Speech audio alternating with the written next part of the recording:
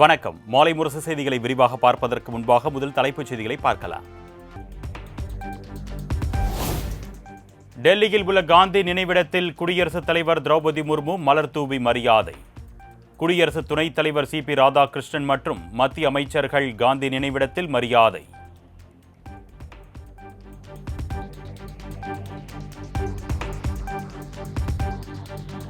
தேசப்பிதா மகாத்மா காந்தியடிகளின் 157வது பிறந்த நாள் நாடு முழுவதும் கொண்டாட்டம். டெல்லி ராஜ்காட்டில் உள்ள நினைவிடத்தில் மலர்களை தூவி மரியாதை செலுத்தினார் பிரதமர் நரேந்திர மோடி.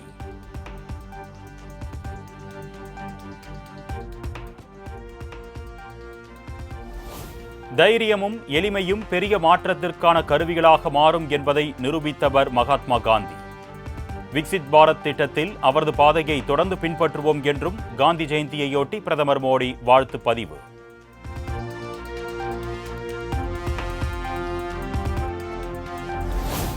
மகாத்மா காந்தியின் 157வது பிறந்தநாள் விழா கோலாகலம். சென்னை எழும்பூர் அரசு அருங்காட்சியகத்தில் அலங்கரித்து வைக்கப்பட்டிருந்த காந்தியின் உருவப்படத்திற்கு முதலமைச்சர் மு.க. ஸ்டாலின் மலர் தூவி மரியாதை.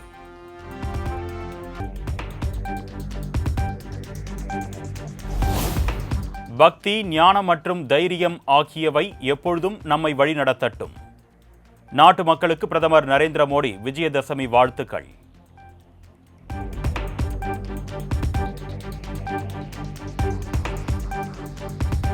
மகாராஷ்டிரா மாநிலம் நாக்பூரில் விமர்சையாக நடைபெற்ற RSS மெகா தசரா பேரணி. நூற்றாண்டு விழாவையொட்டி நடைபெற்ற நிகழ்ச்சியில் மோகன் பகவத், முன்னாள் குடியரசுத் தலைவர் ராம்நாத் கோவிந்த் உள்ளிட்டோர் பங்கேற்பு.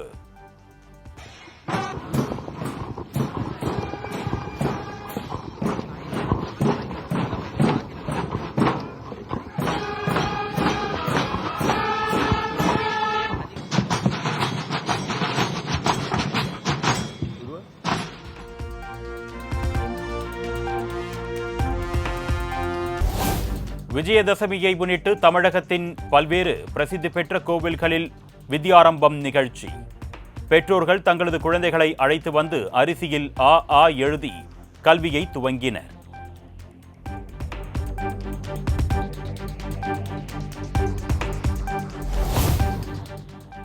காரைக்கால் அடுத்த திருநள்ளாறில் காந்தி ஜெயந்தியையொட்டி ₹1 வேட்டி விற்பனை. காதி வேட்டியை வாங்க அலைமோதிய மக்கள் கூட்டம்.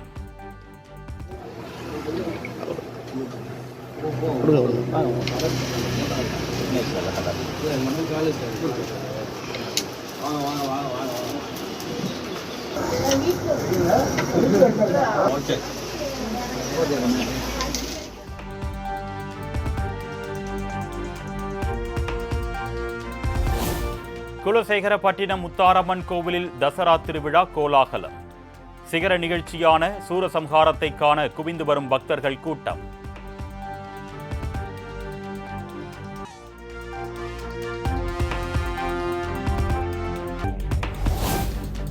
ஆயிரக்கணக்கான பக்தர்களின் கலை நிகழ்ச்சிகளுடன் களை கட்டியது குலசை தசரா திருவிழா. பல்வேறு அம்மன் வேடம் தரித்த பக்தர்கள் ஆக்ரோஷமாக ஆடிய நடன காட்சியை கண்டு மக்கள் மெய்சிலிர்ப்பு.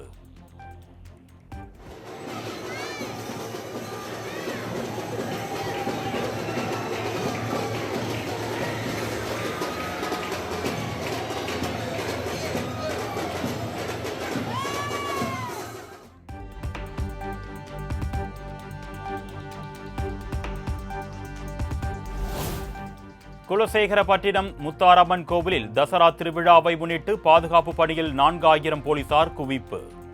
பக்தர்கள் வசதிக்காக 350 சிறப்பு பேருந்துகள் இயக்கம்.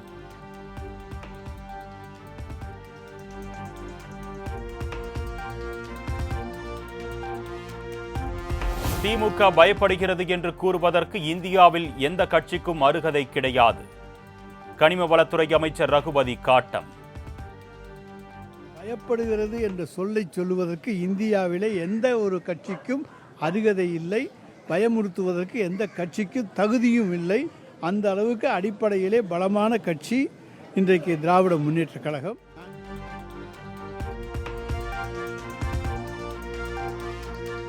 செந்தில் பாலாஜி அவசரமாக பதற்றத்தோடு செய்தியாளர்களை சந்தித்தது ஏன் என்று முன்னாள் அமைச்சர் உதயகுமார் கேள்வி. மக்கள் மீது நம்பிக்கையுள்ள அரசு, உயர் அதிகாரிகளை வைத்து திமுக அரசு தங்களை காப்பாற்றிக் கொள்ள முயற்சிப்பதாக குற்றச்சாட்டு.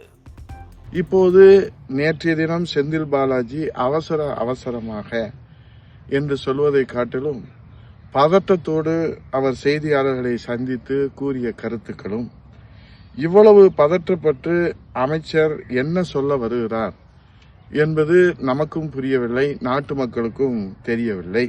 இப்போது நேற்றைய தினம் செந்தில்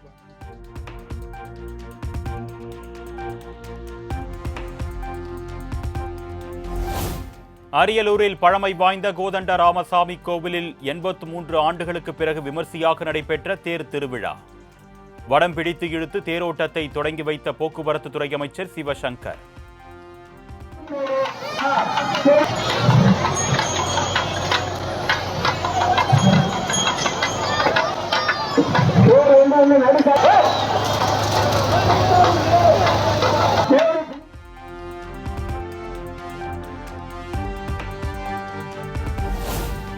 திருத்தணி சுப்பிரமணிய சுவாமி கோவிலில் சுவாமி தரிசனத்திற்காக குவிந்த பக்தர்கள்.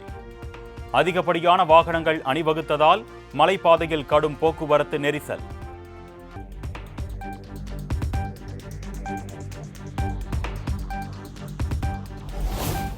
புதுச்சேரி, காரைக்காலில் அனைத்து பள்ளி மற்றும் கல்லூரிகளுக்கும் நாளை விடுமுறை அறிவிப்பு.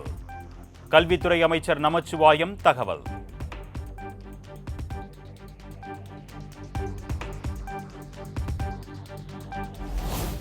மாநில அரசுகளுக்கான 1,06,603 கோடி ரூபாய் வரி பகிர்வு நிதியை விடுவித்தது மத்திய அரசு. தமிழ்நாட்டுக்கு 4,144 கோடி ரூபாயை விடுவித்து உத்தரவு.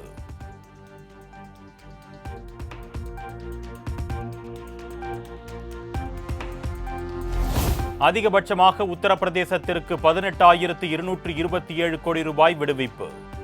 குறைந்தபட்சமாக கோவாவுக்கு வெறும் 392 கோடி ரூபாய் ஒதுக்கி மத்திய அரசு அறிவிப்பு.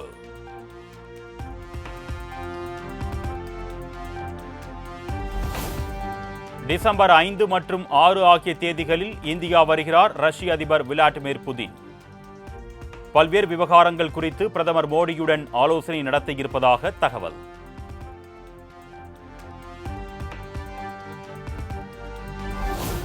இரண்டு நாள் பயணமாக இன்று ராமநாதபுரம் செல்கிறார் முதலமைச்சர் மு.க.ஸ்டாலின். நாளை நடைபெறும் அரசு விழாவில் முடிவுற்ற பணிகளை தொடங்கி வைத்து நலத்திட்ட உதவிகளை வழங்குகிறார்.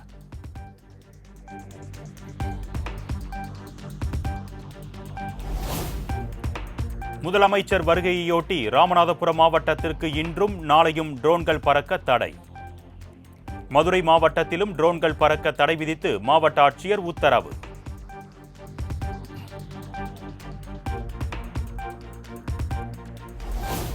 மதுவிலக்கு அமலாக்க பணியில் சிறப்பாக செயல்பட்ட 5 காவல்துறை பணியாளர்களுக்கு காந்தியடிகள் காவலர் விருது. முதலமைச்சர் மு.க.ஸ்டாலின் அறிவிப்பு.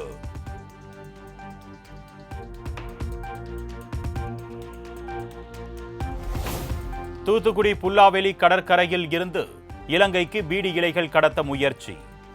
சரக்கு வாகனங்களில் கொண்டுவரப்பட்ட 80 லட்சம் ரூபாய் மதிப்பிலான பீடி மூட்டைகளை கைப்பற்றி கியூ பிரிவு போலீசார் விசாரணை.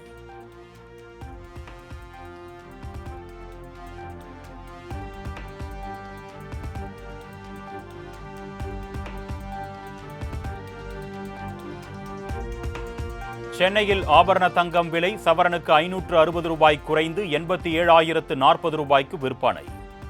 1 கிராம் தங்கம் 70 ரூபாய் குறைந்து 10,880 ரூபாய்க்கு விற்பனை.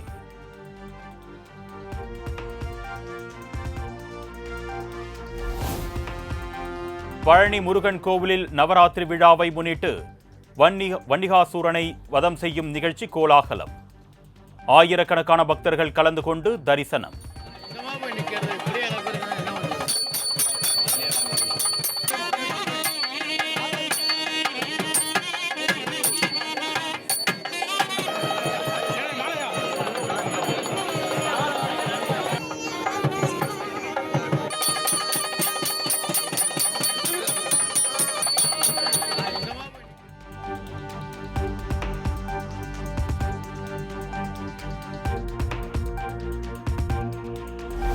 தென்காசி பாவூர் சத்திரம் முப்புடாதி அம்மன் கோவில் கொடை விழா விமரிசை.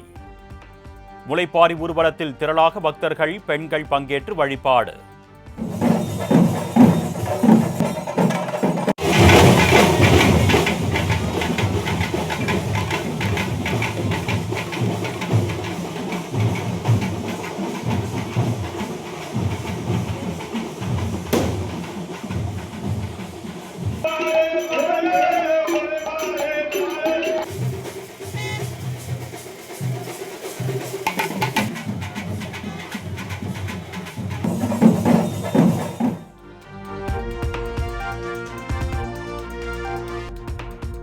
ஒன்பது மாநிலங்களில் மீட்பு மறுகட்டமைப்பு திட்டங்களை மேற்கொள்ள அமித்ஷா தலைமையிலான உயர்மட்ட குழு கூட்டத்தில் ஒப்புதல்.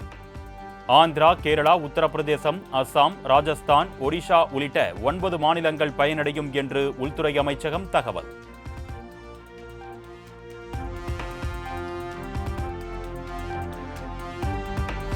ரபி பயிர்களுக்கான குறைந்தபட்ச ஆதரவு விலை அதிகரிப்பு. மத்திய வேளாண் துறை அமைச்சர் சிவராஜ் சிங் சௌகான் தகவல்.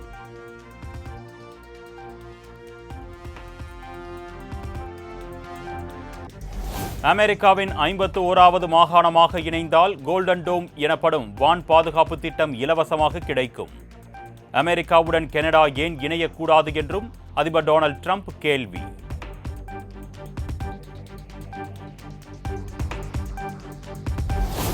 காசா இஸ்ரேல் போர் நிறுத்தப்பட்டால் தான் நிறுத்திய போர்களின் எண்ணிக்கை 8ஆக அதிகரித்துவிடும். இத்தகைய செயலுக்காக தனக்கு நோபல் பரிசு தந்தே ஆக வேண்டும் என்றும் அமெரிக்க அதிபர் ட்ரம்ப் மீண்டும் குமுறல்.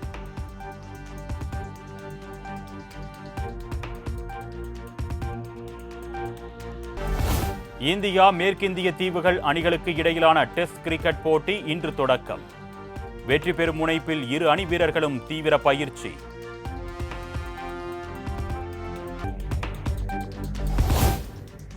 மகளிர் உலகக்கோப்பை கிரிக்கெட் தொடரில் ஆஸ்திரேலிய அணி அபார வெற்றி. 89 ரன்கள் வித்தியாசத்தில் நியூசிலாந்து அணியை வீழ்த்தி அசத்தல்.